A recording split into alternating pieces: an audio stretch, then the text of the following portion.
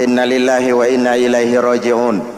Kita lihat sajalah para petinggi kita sekarang bagaimana menyikapi hukum.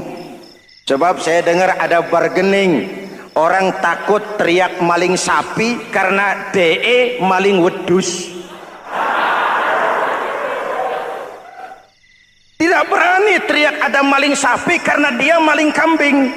Yang lain maling ayam, dikumpulin ternyata maling semua.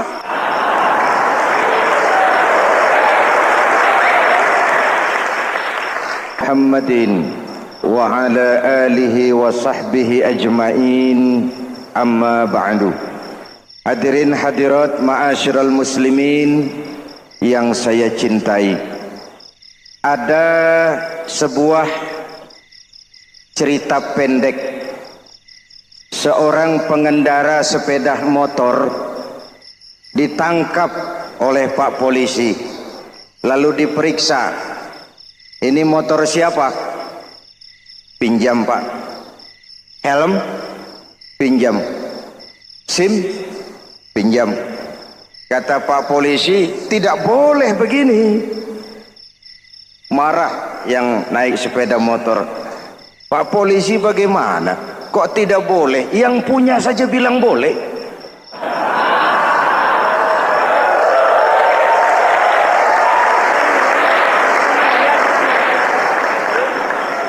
Cerita ini memberikan gambaran bagaimana masyarakat kita sekarang cenderung memboleh-bolehkan diri sendiri, melahirkan permissive society. Masyarakat serba boleh dengan ukuran sakarepe dewe. Itu sebabnya agama diturunkan. Dalam contoh yang indah, Rasul memberikan gambaran bahwa Islam ini bagaikan sebuah bangunan yang komponen pokoknya 5. Bunyal Islamu ala khamsin. Islam dibangun di atas 5 komponen pokok. Jadi kalau Islam ini ibarat bangunan, unsur penunjang pokoknya itu 5. Mari kita analogkan Islam dengan bangunan. Kalau saudara akan membangun rumah, sebelum pasang tiang, pasang genteng, pasang jendela, apa yang lebih dulu dibangun? Fondasi. Kalau Islam ibarat bangunan, fondasinya adalah syahadatu an la ilaha illallah wa anna muhammadar rasulullah. Ini fondasi. Jikalau kuat fondasi, aman bangunan. Jikalau rapuh fondasi, lentur dan luntur bangunan. Maka kuat atau tidak kuatnya bangunan Islam kita bergantung kepada keyakinan dasar tadi, fondasi. Saya bersaksi tidak ada Tuhan selain Allah, artinya saya tidak akan menyembah kecuali hanya kepada Allah. Orang yang benar fondasinya beres sujudnya. Kalau saya yakin tidak ada Tuhan selain Allah, saya tidak akan minta rezeki kecuali hanya kepada Allah. Orang yang benar fondasinya, giat bekerjanya, jauh dari tipu menipu, jauh dari renten, jauh dari riba, jauh dari korupsi, jauh dari judi. Keyakinan memberikan warna terhadap bentuk kepribadian. Kalau saya yakin tidak ada Tuhan selain Allah, saya tidak akan pernah takut kecuali hanya kepada Allah. Saya tidak akan melarikan persoalan kecuali hanya kepada Allah. Saya tidak akan menggantungkan hidup kecuali hanya kepada Allah. Saya tidak akan minta tolong kecuali hanya kepada Allah. Meresap ke dalam jiwa. Untuk keyakinan seperti ini, orang-orang tua kita dahulu berlinang air mata, bersimbah darah, bahkan berkorban nyawa, melaksanakan hijrah untuk mempertahankan keyakinan. Ini intan paling mahal dan ini mutiara paling berharga. Zaman boleh berubah, tapi pondasi tidak boleh goyah. Masa boleh berganti, tapi pondasi jangan sampai mati. Karena iman kita hidup, untuk iman kita berjuang, dan dalam iman kita ingin kembali menghadap Allah Subhanahu. Masih ingat cerita tentang Bilal? Masih? Mengulang kaji saja. Bilal itu budak sahaya. Ketika masuk Islam dipanggil oleh majikannya. Bilal, iya bos. Saya dengar kamu masuk Islam ya? Iya bos. Kok berani-beraninya kamu masuk Islam? Memangnya kamu budak siapa Bilal? Ya budak bos. Bos. Kamu kerja sama siapa? Sama bos. Bos. Yang gaji kamu siapa? Ya bos. Nah, kamu kan ngerti Bilal. Kamu budak saya, kamu kerja dengan saya, yang gaji kamu saya, yang beri makan saya. Kenapa? Kok beraninya masuk Islam padahal kamu belum saya kasih izin? Bos, bos boleh beli badan saya, tapi jangan mimpi bisa membeli jiwa saya. Tuhan boleh kuasai badan saya, tapi jangan mimpi bisa menguasai keyakinan saya. Saya memang benar Tuhan yang gaji, tapi kan saya digaji, saya kerja. Kerja itu kewajiban saya, gaji itu hak saya. Soal keyakinan, jangan ikut campur bos. Kurang ajar kamu Bilal. Biarin. Bilal, begini saja. Kalau kau mau meninggalkan keyakinanmu, meninggalkan Allah Tuhanmu, kau akan kami merdekakan. Tapi kalau kau tetap dalam keyakinanmu, kamu akan saya siksa sampai mati. Bagaimana? Jangan mimpi bos. Lebih baik mati berkalang tanah daripada hidup bercermin bangkai. Biar saya gugur membela keyakinan daripada hidup jadi penjilat menjual akidah. Itu prinsip.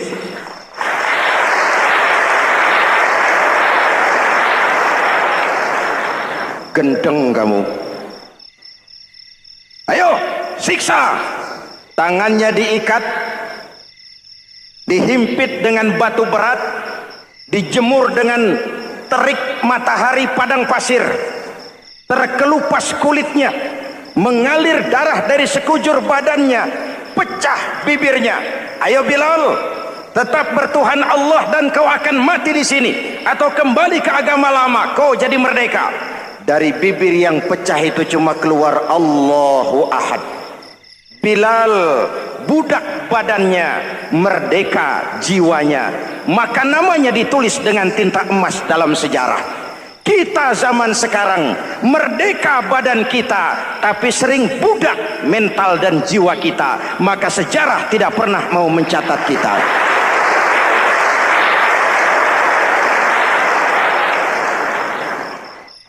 Ma'asyiral muslimin yang saya cintai, fondasi sudah. Lalu apa lagi? Mulai memancangkan tiang. Tiangnya 5. Ada tiang namanya zuhur, asar, maghrib, subuh, isya. Tetapi agar bangunan menjadi kuat, ada tiang-tiang tambahan. Namanya rawatib dan nawafil. Rawatib itu ba'diyah atau qobliyah, nawafil itu di luar itu. Agar bangunan menjadi kuat, dibentuk pribadi lewat solat. Apa filsafatnya? Pertama, solat itu simbol penyerahan total kepada Allah. Kita ini sudah kontrak. Innallaha astara minal mu'minina anfusahum wa amwalahum bi anna lahumul jannah. Allah telah membeli dari orang-orang mukmin diri mereka, harta mereka, bagi mereka adalah surga. Penjual kita orang beriman, pembeli Allah, dagangannya amwal dan anfus, harganya adalah surga. Jelas? Penyerahan total itu dimulai dengan takbiratul ihram. Shalli fardal isya, Allahu akbar. Arahkan mata ke tempat kita sujud. Jangan lupa kalau sudah di atas, lupa dengan yang di bawah. Sudah jadi genteng, petatang peteteng di atas. Lalu bilang, merasa capek sendiri, kata genteng, kepada tiang, tiang kamu si enak, kata genteng, saya setengah mati di atas, kehujanan, kepanasan, kadang-kadang anak-anak nakal saya disambitin. Kata tiang, saudara genteng, ngomong jangan sembarangan ya. Kamu kira kamu bisa nongkrong dan nangkring di atas, itu gara-gara siapa genteng? Kan saya yang sokong dari bawah. Kamu jadi pejabat tinggi, jadi anggota ini, anggota itu. Kami rakyat yang angkat. Jangan sudah di atas kami ditekan. Jangan agama dijadikan topeng untuk kepentingan pribadi. Berpolitik untuk kepentingan agama, ayo. Tapi menjual agama untuk kepentingan politik, itu yang merusak agama.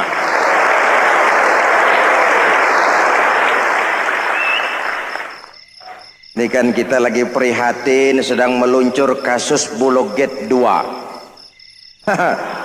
Innalillahi wa inna ilaihi raji'un. Kita lihat sajalah para petinggi kita sekarang bagaimana menyikapi hukum. Sebab saya dengar ada bargaining, orang takut teriak maling sapi karena DE maling wedus. Tidak berani teriak ada maling sapi karena dia maling kambing. Yang lain maling ayam, dikumpulin ternyata maling semua.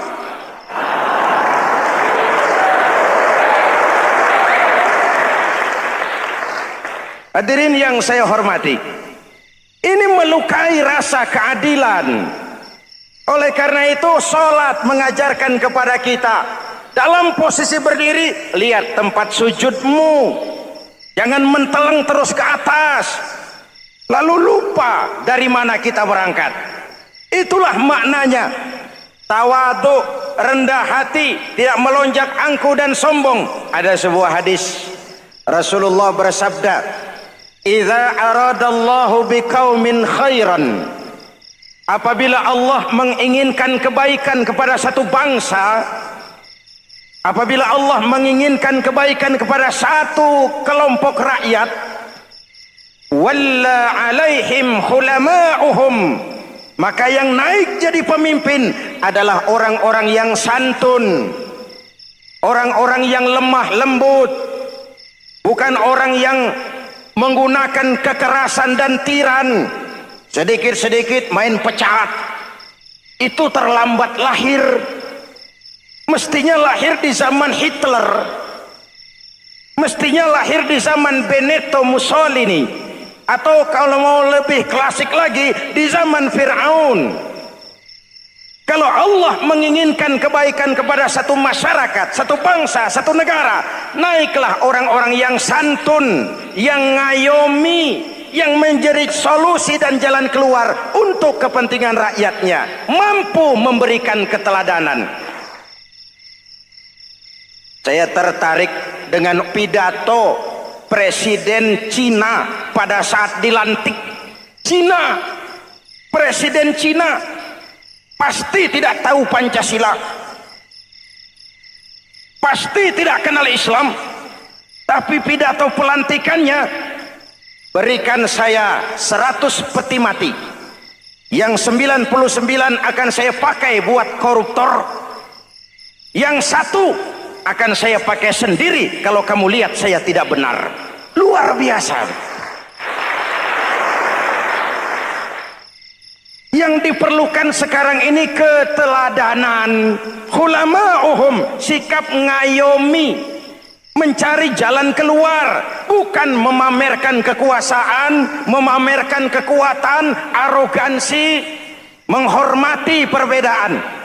Itu ciri demokrasi. Lalu waqadha bainahum ulama'uhum, yang memutuskan hukum adalah pakarnya, ulamanya, mengambil keputusan secara profesional sehingga rakyat beroleh apa yang namanya kepastian hukum, merasa hidup terlindungi, aman dan nyaman. Lalu yang ketiga, wa ja'alal mala fi askhiyaihim, peredaran harta pergerakan ekonomi berada di tangan orang-orang yang pemurah, yang tidak mau kaya sendiri, tidak mau senyum di atas penderitaan orang lain, menari di atas bangkai saudaranya. Hadirin yang saya hormati, ini cirinya. Tapi sebaliknya kata Nabi, wa idza aradallahu biqaumin syarran, apabila Allah menghendaki kejelekan, keburukan bagi satu bangsa, walla alaihim sufahauhum, yang naik jadi pemimpin orang-orang durjana, orang-orang kurang ajar, tapi dipoles dengan topeng yang bagus. Ini musim topeng. Musim apa? Topeng. Topeng itu apa perlunya? Menyembunyikan wajah asli. Sekarang ini Dracula berwajah Arjuna. Ini musim topeng. Kita rakyat harus hati-hati dan punya filter, mampu memilah dan memilih. Walla alaihim sufahauhum wa qada bainahum juhaluhum, yang memutuskan hukum, yang mengambil keputusan orang-orang bodoh. Wa ja'alal mala fi bukhalaihim, peredaran harta, peredaran ekonomi jatuh di tangan orang-orang yang bakhil, yang tidak punya konsep menciptakan kemakmuran yang merata bagi seluruh rakyat Indonesia.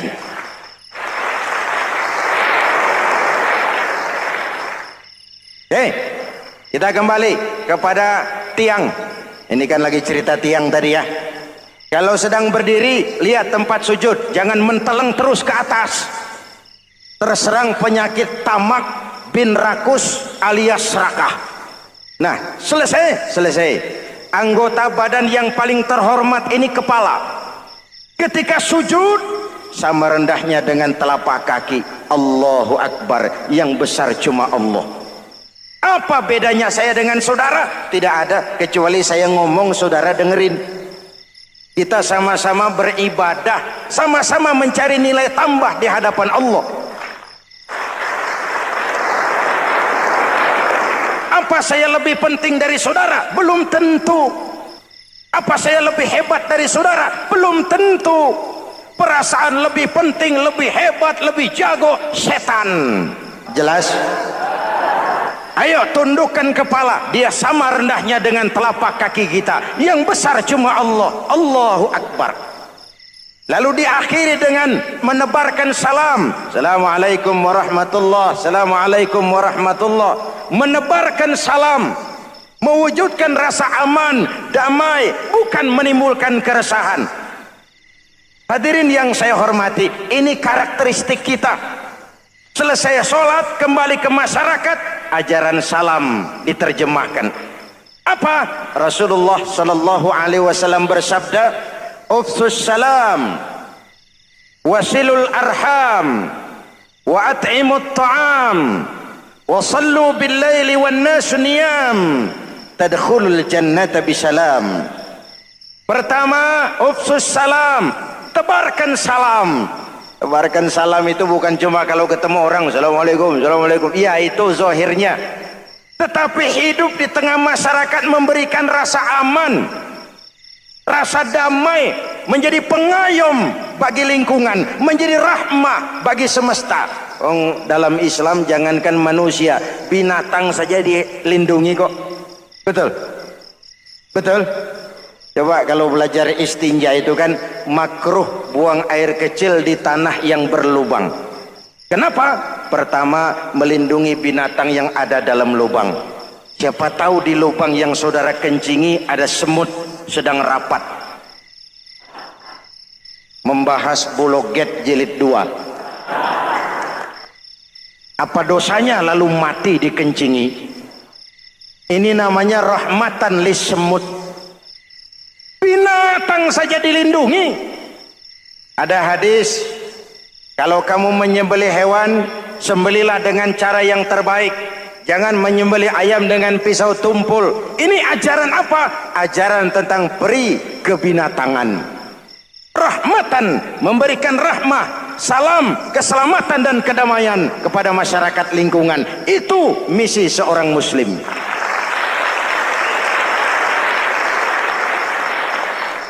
Hadirin hadirat ma'asyiral muslimin yang saya cintai, saya kembali kepada pesan Nabi tadi itu.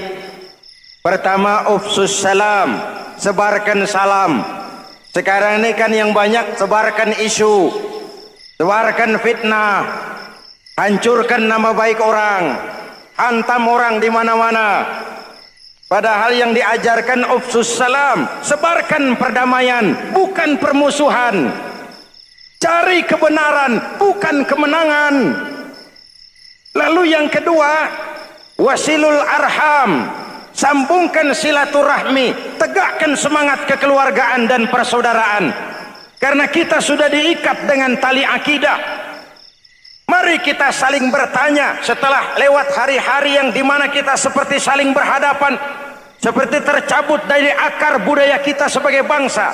Semangat gotong royong, semangat kekeluargaan makin lentur dan luntur, dan perlu kita angkat kembali ke permukaan. Silul arham, sambungkan semangat silaturahmi.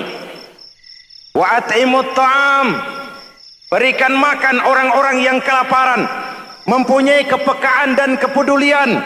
Jangan menari di atas penderitaan orang, jangan tersenyum di atas isak tangis tetangga. At'imut ta'am, mempunyai kepedulian yang tinggi. Wa sallu bil laili wan nasu niyam, bangunlah di keheningan malam ketika orang sedang tidur. Istilah saya, kalau mau telepon Allah, jangan lupa nomor teleponnya itu 44342. Jumlahnya 17. Zuhur, asar, maghrib, isya, subuh 44342. Jangan ragu-ragu, kalau angka cukup telepon sambung. Kalau angka kurang, hati-hati salah sambung. Pak, mau sambung yang lebih cepat bagaimana?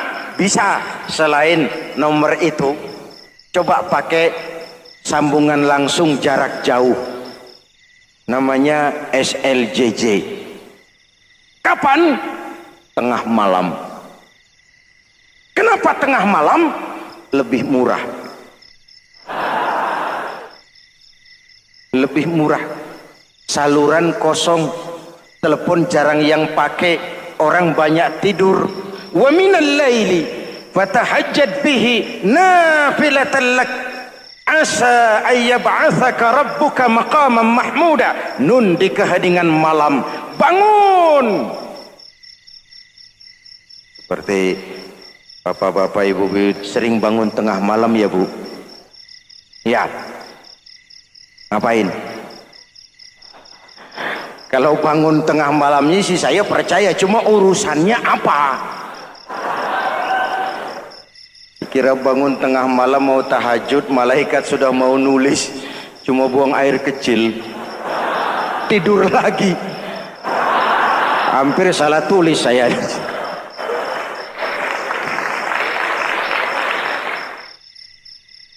Baik, fondasi sudah Pak, tiang siap.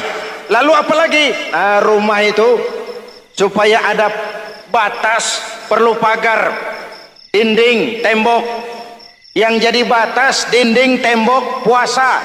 Asyamu junnatun, puasa adalah dinding, benteng yang menyelamatkan manusia jangan sampai menyentuh wilayah lain. Ada batas-batas dan norma yang diindahkan. Selesai, tembok, dinding, selesai. Pagar, selesai. Lah rumah itu supaya bersih, kan harus ada kamar mandi, jendela, pintu, yang fungsinya membersihkan zakat. Kalau dia zakatul mal, dia bersihkan harta kita. Kalau dia zakatul fitrah, dia bersihkan jiwa kita. Kalau dia zakatul tijarah, dia bersihkan bisnis kita. Kalau dia zakatul ma'adin, dia bersihkan barang tambang kita. Karena itu dalam kitab-kitab fikih dikatakan zakat itu adalah harta yang tu'khazu min aghniyaihim wa turaddu ila fuqaraihim. diambil dari yang kaya, diserahkan. Hukum diatur menurut selera orang yang sedang berkuasa, maka yang benar bisa jadi salah, yang salah bisa jadi benar. Kalau untuk rakyat, hukum itu tajam bukan main, cepat sekali dilaksanakan. Tapi giliran menengah ke atas yang gedean dikit berbuat salah, hukum tompul. Tapi ada orang-orang tertentu yang agunannya palsu, jaminannya palsu, bawa kata belece, bukan cuma miliaran, triliunan kredit bisa keluar. Terluka rasa keadilan, hilangnya kesempatan. Rakyat cuma dapat kesempitan, jarang dapat kesempatan.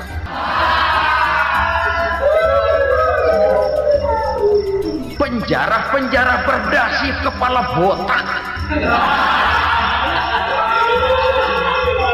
yang menguras uang rakyat habis-habisan, enak saja melenggang dalam kehidupan ini. Makin terluka rasa keadilan rakyat. Wa ma hakamu bighairi ma anzalallah illa fasha fihimul faqru. Kalau hukum yang diterapkan sudah menyimpang dari keadilan yang diajarkan Allah, bertebaranlah kemiskinan di mana-mana. Assalamualaikum warahmatullahi wabarakatuh.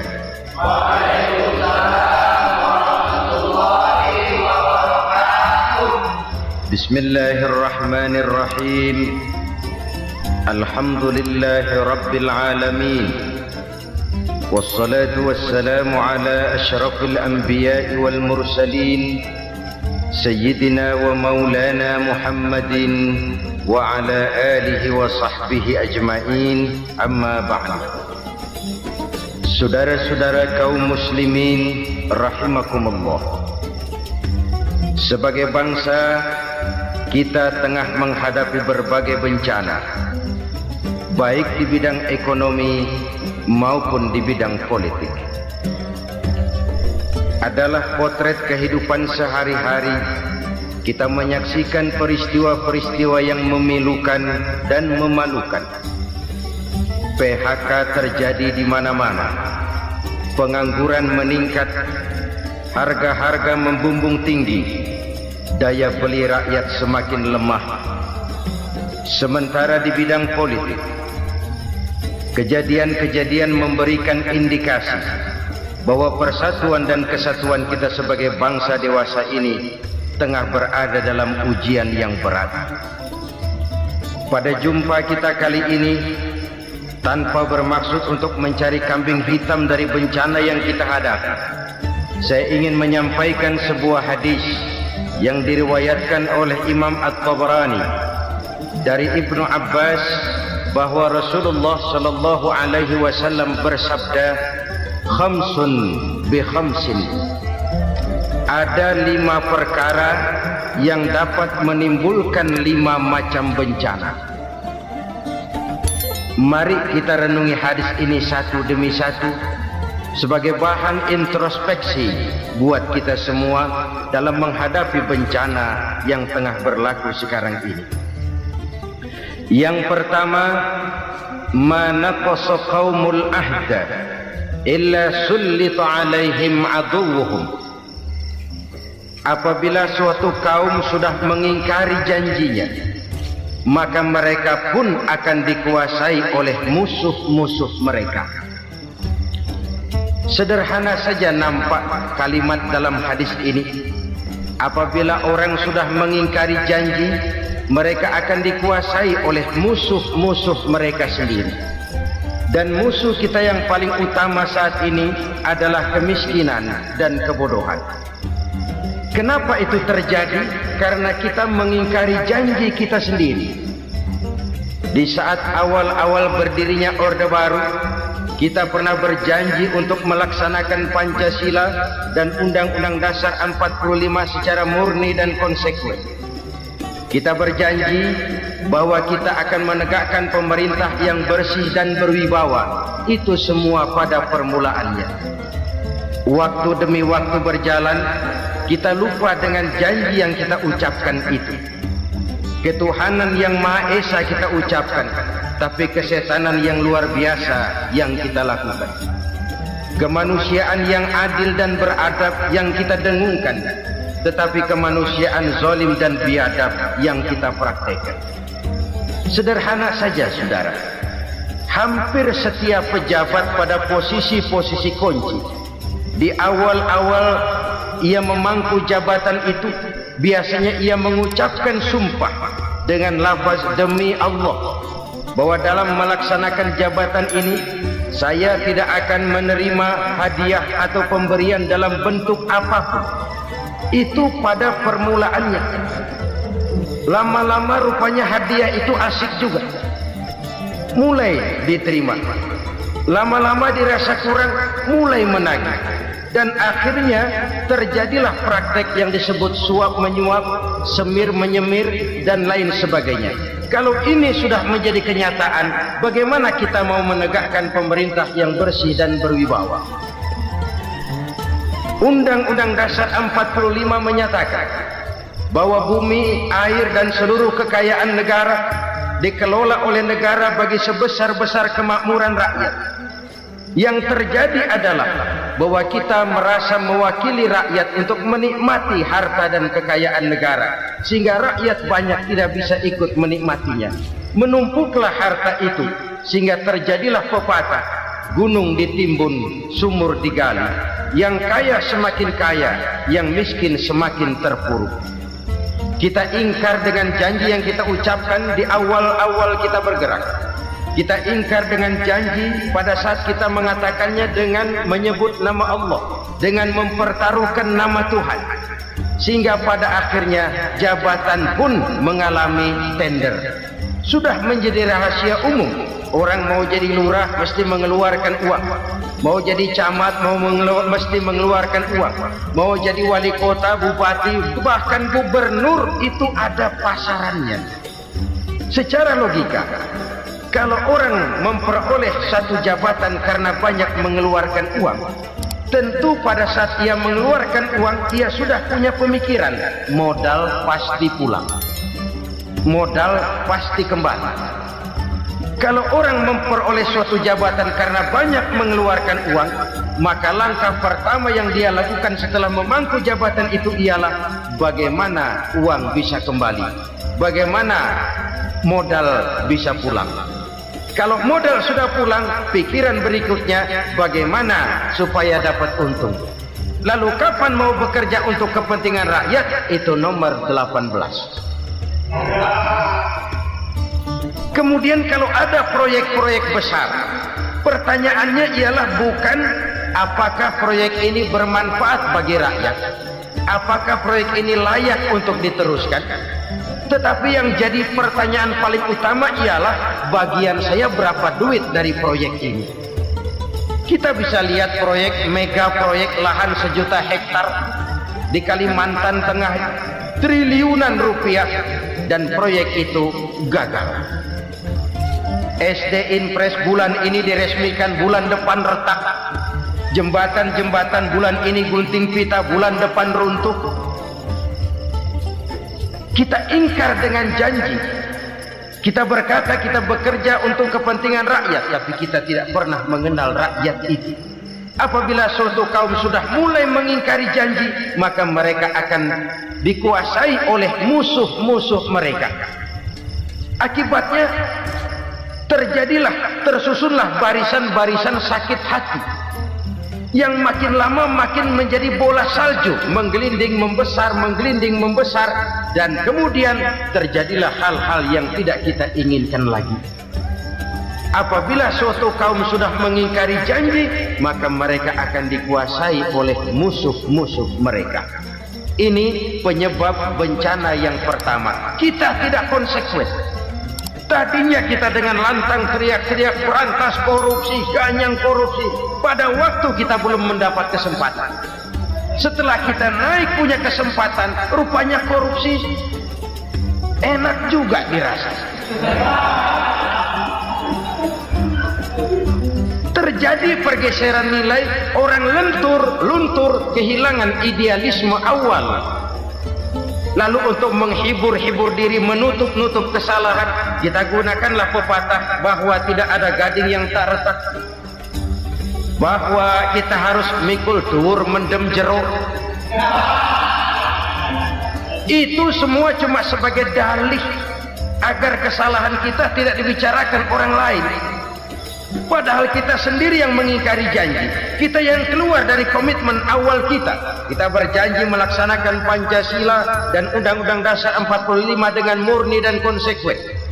Kita berjanji untuk menegakkan pemerintah yang bersih dan berwibawa. Namun dalam kenyataannya itu tidak kita laksanakan dengan sebagaimana mestinya.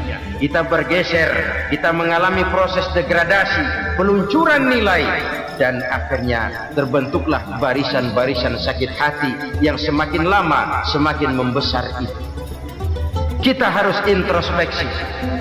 Memang kalau zaman sedang susah, biasanya kambing hitam laris, tukang kompor gentayangan.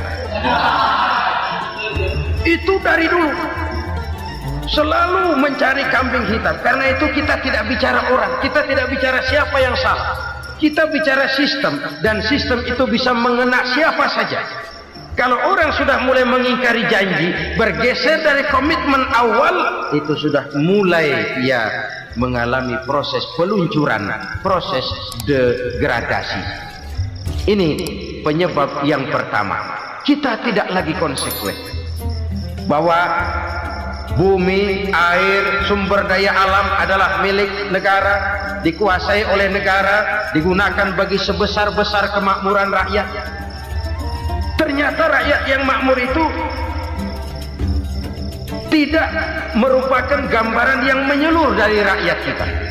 Undang-undang dasar kita menganut ekonomi kekeluargaan, tapi yang kita praktekkan adalah ekonomi keluarga.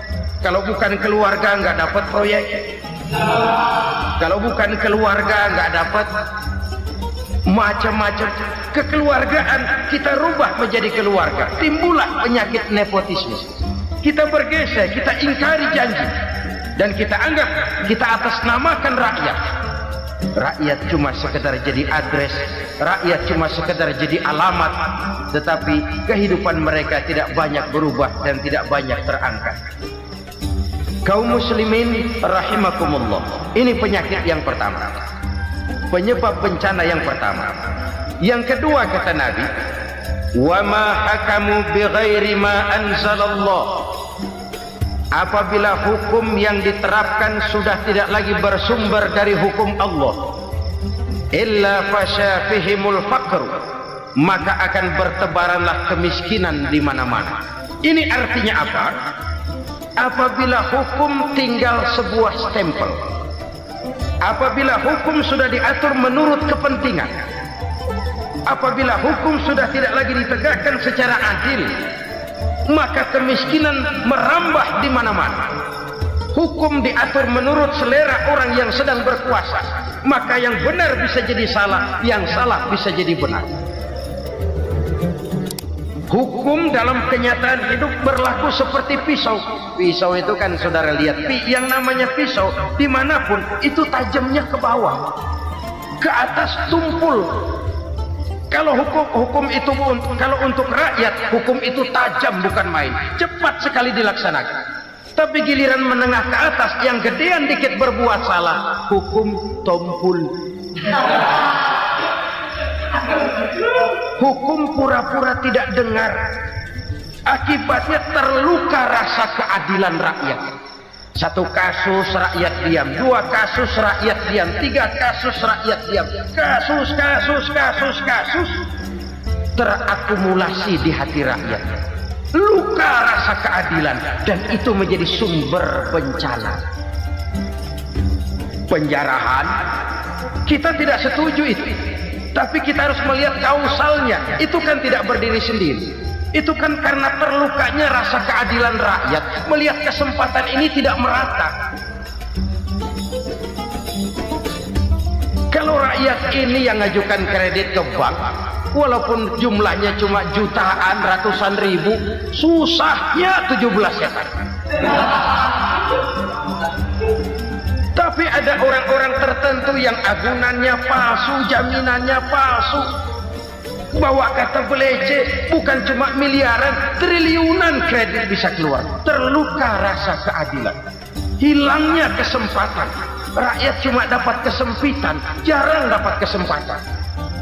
Dari lukanya rasa keadilan ini, memang ya entah lipstick, entah basa-basi, dibentuklah tim ini, dibentuklah badan pengawas ini, dibentuklah tim ini. Kalau membentur tahu, hancur tahu. Tapi kalau tim yang dibentuk membentur karang, bukan karangnya yang hancur biasanya, timnya yang bubar. Kenapa? Yang dibentur batu karang yang sangat keras. Kita main-main dengan hukum, kita tidak konsekuen dengan hukum, luka rasa keadilan, dan itu terakumulasi. Edi Tamsil, rakyat tahu, terakumulasi, menguap begitu saja. Kasus-kasus lain rakyat tahu, menguap begitu saja. Ketidakadilan terakumulasi, mengendap di hati rakyat, menunggu ledakan. Pada saat sumbu meledak, rakyat tidak bisa dibendung lagi. Oke, kita tidak setuju dengan penjarahan, tapi jangan melihat itu sebagai peristiwa yang berdiri sendiri. Kenapa itu terjadi? Kausalnya kenapa? Oke, kita tidak setuju memang, tapi yang dijarah oleh rakyat kan memang cuma untuk perut. Yang dijarahkan beras, yang dijarahkan televisi, yang dijarahkan kulkas yang masih bisa dihitung, yang memang real untuk kebutuhan rakyat.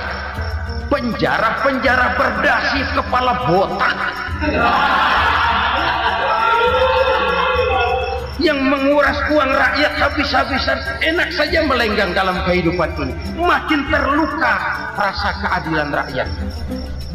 Apabila hukum yang diterapkan sudah menyimpang dari keadilan yang diajarkan Allah, fasyafihimul fakru, bertebaranlah kemiskinan. Aneh, memalukan, memilukan. Sebuah negara agraris yang katanya pulaunya hijau royo-royo, gemah ripalau jenawi toto tentem kertora harjo, yang tahun 93 pernah mendapat penghargaan dari FAO, Badan Pangan Sedunia, sebagai negara yang berhasil dalam swasembada pangan. Sekarang ini kita terpaksa betul beli beras dari Vietnam, beli beras ke Kamboja, beli kedelai dari Kamboja. Kenapa? Lahan sawah kita habis ditanami pabrik. Teknologi kita, teknologi loncatan yang non-applied, tidak terpakai oleh kita. Lantas lahan yang tidak bisa kita tanami, kita paksakan lahan-lahan gambut menjadi tanah pertanian yang subur dengan biaya triliunan, dan kita gagal. Kita cari jarum dan kapak hilang. Kita mau jadi negara industri dengan loncatan teknologi yang maju, kita lupakan pola pijak kita sebagai negara agraris, dan akhirnya kita kecolongan. Lihatlah dewasa ini, rakyat kita antri sembako di mana-mana. Di sebuah negara agraris, ketidakadilan melahirkan kemiskinan, kemiskinan moral dan kemiskinan material. Kemiskinan moral, rakyat nggak percaya lagi sama pejabat. Rakyat mengalami krisis figur. Orang, alah lu ngomong dah sama ember.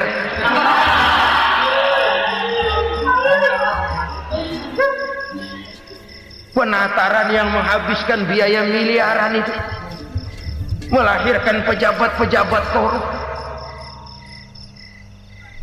Pengawasan yang menghabiskan biaya miliaran itu ternyata impoten, mandul. Kemiskinan moral. Jujur saya berkata, saudara-saudara, setelah pintu reformasi dibuka, itu yang masuk memang macam-macam. Ada yang memang punya tujuan murni, konsekuen, dan punya konsep. Ada yang nunggu di tikungan, begitu mobil lewat nyamber pintu, berangkat ikut reformasi. Ada yang memanfaatkan momentum, mumpung, untuk nyampein unek-unek, ngerti enggak, pokoknya ngomong. Sehingga keadaan semakin rancu, kebingungan semakin menjadi-jadi, masalah yang paling urgen tidak terselesaikan. Sekarang ini orang berpikir mendingan jadi pala ular daripada jadi buntut macan. Buntut macan memang hebat macan, tapi kalau buntutnya cuma ugel-ugel di belakang buat apa? Mendingan jadi pala ular kecil juga nyaplok. Artinya ya biar kecil juga kalau punya partai kan gagah. Lalu rame-rame bikin partai kayak bikin arisan. Orang makin mengalami dislokasi. Semua mau jadi pahlawan, semua mau nomor satu, semua ngomong. Iya kalau bidangnya, kalau bukan makin rancu. Marilah lewat kesempatan ini saya mengajak kita untuk tahu diri. Biarkan politisi ngomong politik, biarkan ekonom menata ekonomi, biarkan praktisi bicara soal hukum, biarkan rakyat munajat, istighfar, mohon pertolongan Allah. Tahu diri kita. Kalau memang ayam, kukuruyuk aja dah. Kalau memang kucing, ayo ngeong. Kalau kambing, silahkan ngembe. Udah tahu ayam, ngeong bunyinya. Suaranya palas, orang nggak ngerti, bingung, makin menjadi-jadi. Ibarat kesebelasan sepak bola bangsa kita sekarang ini, rame-rame mau bikin gol, kiper ikut nyerang sekarang. Memilukan dan bahkan memalukan. Wa ma hakamu bighairi ma anzalallah illa fasha fihimul faqru. Kalau hukum yang diterapkan sudah menyimpang dari keadilan yang diajarkan Allah, bertebaranlah kemiskinan di mana-mana. Coba sekarang ini, yang punya duit bingung, apalagi yang kagak punya duit. Yang pengusaha gede ngeluh, apalagi yang pengusaha pas-pasan. Yang kagak punya beras, yang punya beras saja masih bingung, apalagi yang nggak punya beras. Ini sudah demikian merata. Dulu kita kagum mendengar konglomerat kelas wadah, kelas-kelas yang seakan-akan cuma ada dalam khayalan mereka, punya kekayaan miliaran dolar, triliunan. Sudahlah, seolah-olah nggak terjangkau sama kita. Weh, ternyata yang gede-gede itu juga gede utangnya.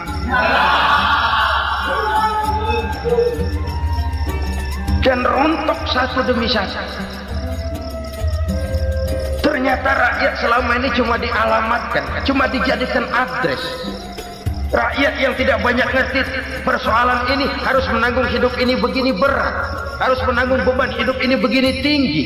Daya beli semakin lemah, semakin terpuruk dan terpuruk, sedang keadaan belum juga banyak berubah. Yang hutang sama luar negeri itu kan bukan rakyat kecil, Ciano. Yang banyak nyimpen dolar juga kan Ciano. Rakyat kecil bocah kampung mah jangankan nyimpen dolar, ngelihat juga tumben. Kemana kita mesti bercermin? Sekali lagi saya mengatakan maaf, kita tidak bermaksud mencari kambing hitam. Karena itu kita tidak bicara orang, kita bicara sistem, kita bicara keadaan. Beginilah yang dikatakan Nabi, penyebab timbulnya bencana, hukum yang ditegakkan tidak lagi berorientasi kepada keadilan, tapi berorientasi kepada kepentingan. Akhirnya bentuk hukum seperti pisau, tajam ke bawah, tumpul ke atas.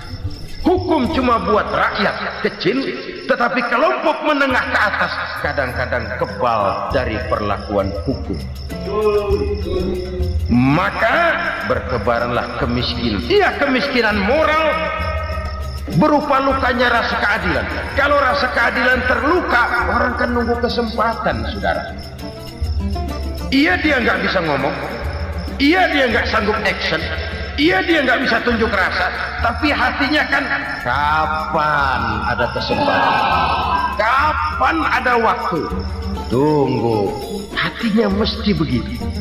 Sehingga begitu ada kesempatan, terjadilah hal-hal yang tidak terhindarkan. Dan itu ekses, bukan reformasi. Jangan seperti sebuah dialog saya dengan seorang abang beca. Saya bertanya, bang, ya, abang tahu nggak reformasi? Tahu. Ustaz, apa? Pembakaran. Terus penjarahan, lalu perkosaan. Itu referensi, itu yang saya lihat. Itu yang dia lihat. Saya tentu tidak menyalahkan abang beca kita, karena memang itu yang dia lihat dan sejauh itu wawasannya. Tapi ini indikasi bahwa banyak rakyat kita yang belum bisa menggunakan kebebasan secara bertanggung jawab. Padahal kebebasan tanpa tanggung jawab tirani. Sebuah contoh gampang-gampangan. Saya beli radio, saya setel di kamar saya, lalu saya bilang, ini radio gue. Yang beli gue, pakai duit gue setel di kamar gue, sekeras-kerasnya, gak ada urusan sama orang lain. Itu kata saya. Tetapi tetangga saya sebelah rumah kan boleh juga ngomong begitu. Kata tetangga saya, ini mata gue, yang ngantuk gue tidur di kamar gue, kenapa suara radio lu nyampe kemari? Artinya apa ini? Kebebasan saya nyetel radio dibatasi oleh kebebasan tetangga saya yang mau tidur. Tidak ada kebebasan mutlak. Kebebasan mutlak tanpa tanggung jawab kembali akan melahirkan tirani, kembali akan melahirkan pemaksaan kehendak. Dan itu lagi-lagi bukan demokrasi. Saudara-saudara kaum muslimin rahimakumullah. Ini penyakit yang kedua, lukanya rasa keadilan, terutama di kalangan rakyat kecil. Itu mengendap menjadi akumulasi dan menunggu giliran kapan bisa dimuntahkan. Dengan kata lain, rakyat itu udah banyak banget makan yang perutnya jadi enak, nyelam, kapan nunggu muntahnya. Udah begini banyak akumulasi yang mereka pendam di perut ini, sehingga ketika terjadi kesempatan itu sudah tidak terkendalikan lagi. Kita out of control. Saya tidak mentolerir sikap-sikap kekerasan. Bahkan saya lebih cenderung bahwa kalau di rumah kita banyak tikusnya saja racuni, jangan rumah dibakar. Bahwa ada korupsi, ya, ada kolusi, memang ada nepotisme, tentu. Tetapi tikusnya saja racuni, jangan rumah dibakar. Masa mau ngusir tikus bakar rumah? Tikusnya lari, tikusnya selamat, rumahnya ewes-ewes.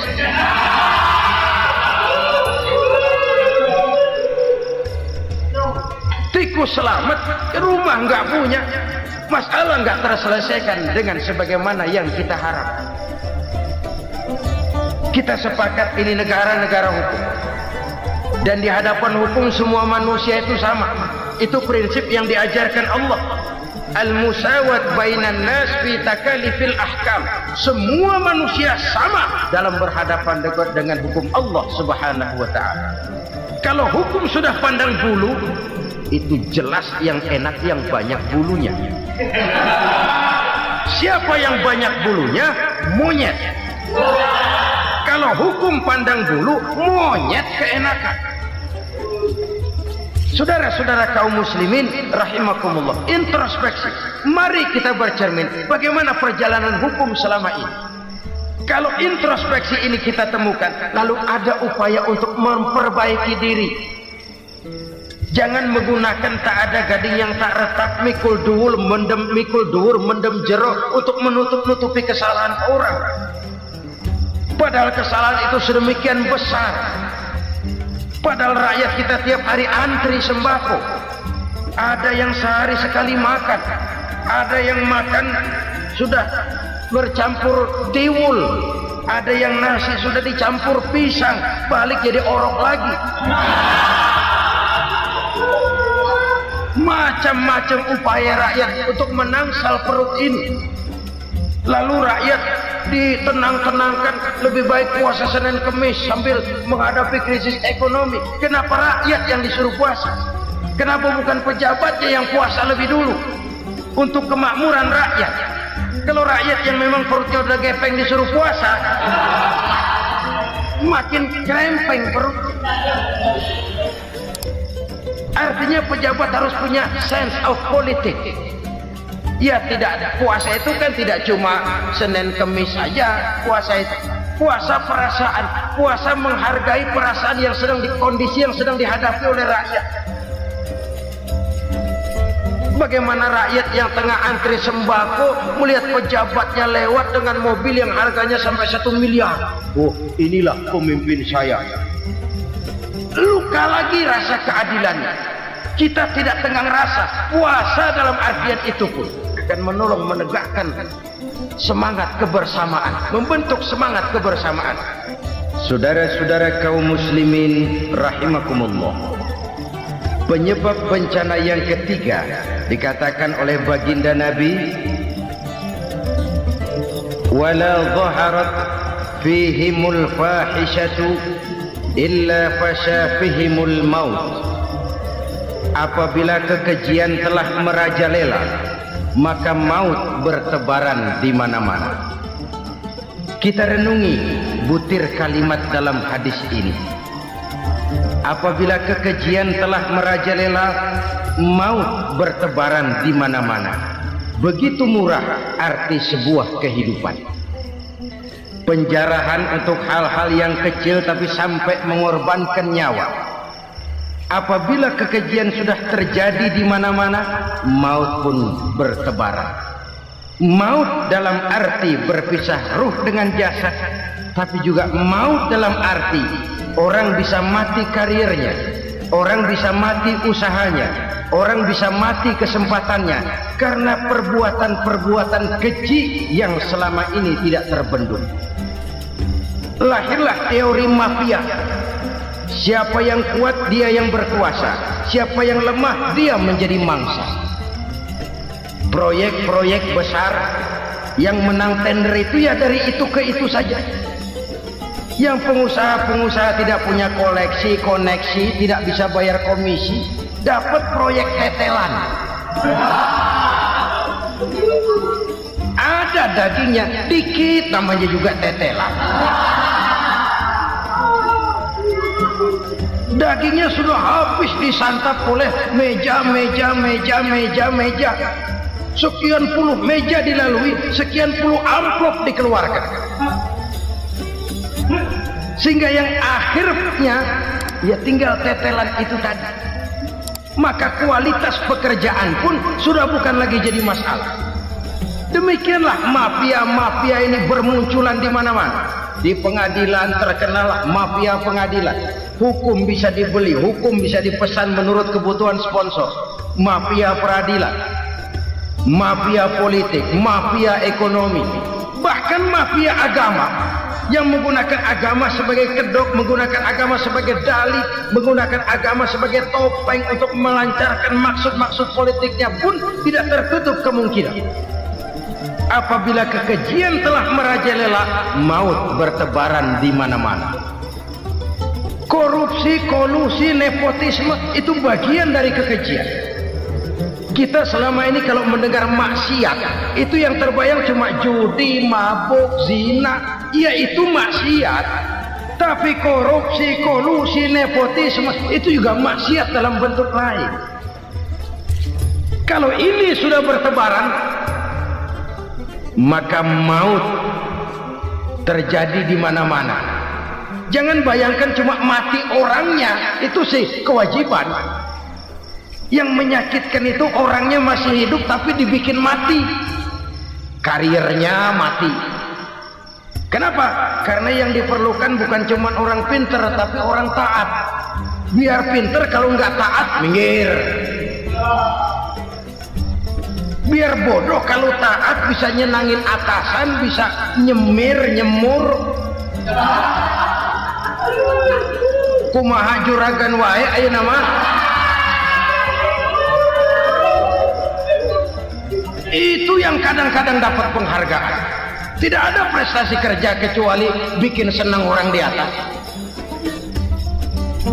Kita lihat di desa-desa jalan rusak. Kalau ada berita pejabat anak mau turun, jalan rata sekali. Sampai tanah dari mana aja dikeruk buat ngeratain tuh jalan. Pejabat pulang legok lagi jalanan. Katanya kita kerja buat rakyat, nyatanya kita cuma melayani atas. Kenapa? Terjadi lingkaran setan. Seperti kata lagu Dul Sumbang itu.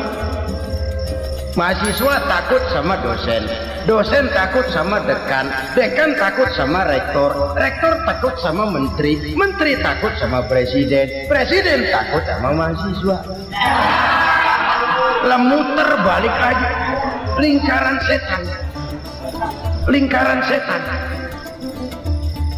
Saudara-saudara kaum muslimin rahimakumullah, kekejian yang merajalela, praktek-praktek mafia yang tertuang dalam kehidupan sehari-hari menyebabkan orang mati karirnya, jasad masih hidup, karir mati, itu menyakitkan. Mati bisnisnya. Rakyat kecil pernah senang ketika cengkeh booming, harganya bagus, rakyat banyak yang pergi haji. Lalu mau ditata, lahir tata niaga cengkeh, malah amburadul. Harga cengkeh jatuh, petani cengkeh kecil menjerit. Siapa yang untung? Segelintir orang. Masihkah kita pakai atas nama rakyat untuk kepentingan nasional, padahal yang nyanyi cuma segelintir orang? Masihkah kita mau bohongi rakyat ini dengan mobil nasional tapi bikinan Korea? Masihkah kita mau bermain verbalisme, bermain kata? Ini sebuah masa lalu yang tidak perlu terulang lagi untuk masa-masa yang akan datang. Kekejian merajalela, orang mati karir, bisa mati usaha, mati bisnis. Usahanya maju, dirangkul, hancur. Usahanya maju, dipukul, hancur, tenggelam. Bahkan yang memilukan dan memalukan badan-badan usaha milik negara itu dikebiri sedemikian rupa sehingga tidak menghasilkan hal-hal yang bermanfaat buat negara. Saudara-saudara kaum muslimin rahimakumullah, kalau nafsu yang sudah mengatur itu semua, maka kekejian pun merajalela. Orang sudah pakai teori mafia, yang kuat dia yang menang, yang kuat dia yang berkuasa, yang lemah silakan minggir di sudut-sudut kehidupan. Kalau kekejian seperti ini merajalela, maut bertebaran di mana-mana. Banyak orang mati karirnya, banyak orang mati usahanya, banyak orang mati imajinasinya. Sekarang ini dalam dunia seni yang banyak karyawan seni, bukan seniman. Seniman itu kan dilahirkan, lain seniman, lain karyawan seni. Sekarang yang banyak karyawan seni, bukan seniman. Mati karir, mati imajinasi, mati improvisasi, sehingga kehidupan persis sinetron. Sinetron itu yang kita lihat rumah mewah, yang kita lihat rumah bagus. Gak pernah kita lihat di sinetron kita ini rakyat antri sembako. Kita dijejali hal-hal yang indah, yang wah, yang membuat kita tenggelam dalam gaya hidup instan, tenggelam dalam gaya hidup wah. Kita lupa dengan realitas keseharian di tengah-tengah masyarakat kita. Lahirlah kelompok-kelompok selebritis, dibesarkan oleh berbagai media. Selebritis pilek aja masuk koran, pilek.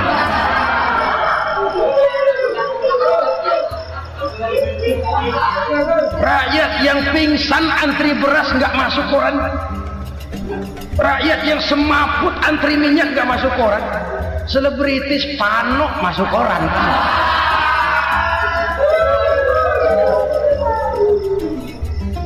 Kita besarkan hal-hal kecil, kita kecilkan hal-hal besar. Karena apa? Kita mengejar oplah, kita profit oriented, tidak lagi berorientasi kepada realitas hidup yang kita hadapi ini. Kalau kekejian sudah merajalela, kata Nabi, maka maut bertebaran di mana-mana. Maut dalam artian maut, coba lihat sekarang begitu murah nyawa. Karena 1000 perak orang mau nusuk bunuh. Karena beras seliter orang khilaf. Begitu murah kehidupan. Tapi kekejian dalam bentuk korupsi, kolusi, nepotisme, kekejian dalam bentuk itu mematikan karier, mematikan bisnis, mematikan imajinasi, mematikan kreativitas. Itu juga maut dalam bentuk lain akibat kekejaman lain. Ini penyebab yang ketiga. Yang keempat, penyebab bencana menurut baginda Rasul, wala tukhfiful mikyala illa muni'un nabat. Apabila timbangan sudah dicurangi, maka tercegahlah tumbuh-tumbuhan. Apabila timbangan sudah mulai curang, maka terjadilah musim paceklik. Apabila bisnis sudah bergaya mafia tadi itu, kecurangan-kecurangan terjadi, tender di balik pintu, yang dimenangkan cuma kelompok-kelompok yang bisa memberikan presentasi yang besar, muni'un nabat, terjadilah paceklik. Paceklik, panen gagal, wereng, ya wereng, kemarau panjang, it's okay, air sulit, iya. Tetapi kan semua itu ada yang ngatur. Kemarau ada yang ngatur, belalang itu ada yang ngatur, air itu juga ada yang ngatur. Yang ngatur itu yang serba maha. Kalau ia murka melihat kecurangan timbangan, Allah itu kalau murka kan gampang saja, tinggal komandoin balalang, hancurin pesawat. Konvoy belalang, konvoy. Allah tinggal ngutik. Angin El Nino mampir lo ke Indonesia, hujan nggak turun-turun, kemarau panjang. Jadi kalau musim kemarau kan namanya anginnya El Nino. Kalau musim hujan anginnya namanya La Nina. Cakep namanya, kejem orangnya. Saudara lihat Cina sekarang sedang kena La Nina, banjir besar, ribuan orang meninggal. Dia mah ribuan mati kagak berasa, rakyatnya miliaran. Bangladesh lagi ngalami La Nina, India lagi ngalami La Nina. Angin, hujan, kemarau, belalang, itu kan ada yang ngendaliin.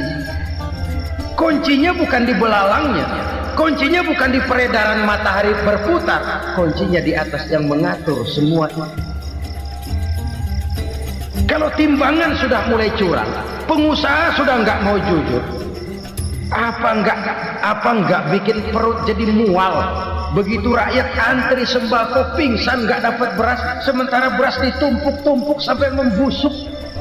Kemana hati nuraninya? Kemana akal pikirannya? Kemana mereka yang berbuat atas nama rakyat tapi melihat rakyat susah tidak tergerak hatinya? Saudara-saudara kaum muslimin rahimakumullah, sekian dulu jumpa kita kali ini. Mudah-mudahan yang saya sampaikan dari hadis riwayat Imam Tabrani ini menjadi bahan introspeksi buat kita semua. Tidak akan seorang muslim jatuh 2 kali di tempat yang sama. Semua merupakan pelajaran untuk kita jadikan introspeksi guna menata hari esok yang lebih baik daripada hari ini. Reformasi harus terus berlanjut, tidak bisa dan tidak perlu dikendalikan, tapi harus tetap dengan landasan akhlakul karimah sesuai dengan budaya kita sebagai bangsa. Terima kasih atas perhatian saudara, mohon maaf atas segala kekurangan. Jumpa lagi lain kesempatan insyaallah.